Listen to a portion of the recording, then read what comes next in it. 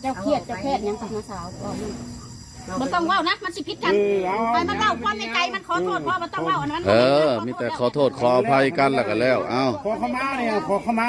ไม่ต้องขอโทษไปมันละยายไปเนอะมึงกับมันละยายไปเลยเขาขอโทษเจ้าเด้อเล่ารอดไปเลยครับทั้งสองคนไปนี่เขาสิบ่เฮ็ดอีกแล้วสิเขาผิดกับเจ้าแล้วผิดเด้อมาขอขมาเจ้า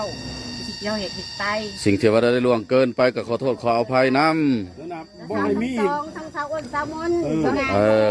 เธอหน้าสิบ่เฮ็ดอีกนับแต่มื้อนี้เป็นต้นไปว่าสินับแต่มื้อนี้เป็นต้นไปสิบ่เฮ็ดให้สิบ่เฮ็ดอีกแล้วถ้าเฮ็ดอีกแล้วถ้ามีอีกสาเหตุเขาเว้าเองเป็นคนคำเว้าเอาเฮาบ่ฮับเอาขันเลยทั้ง3คนเลยครับเอาขันหันทั้ง2คนเอาคำที่เขาเห็ดผิดไปเด้ออย่าให้มีอีกต่อไปแล้วเนี่ยแม่สิถามย่าสิถามขาเจ้าเฮ็ดผิดต่อไปอีกสหายย่าเฮ็ดได้ให้แม่เฮ็ดได้ให้กฎหมายคือเจ้าว่าอะไรโอเค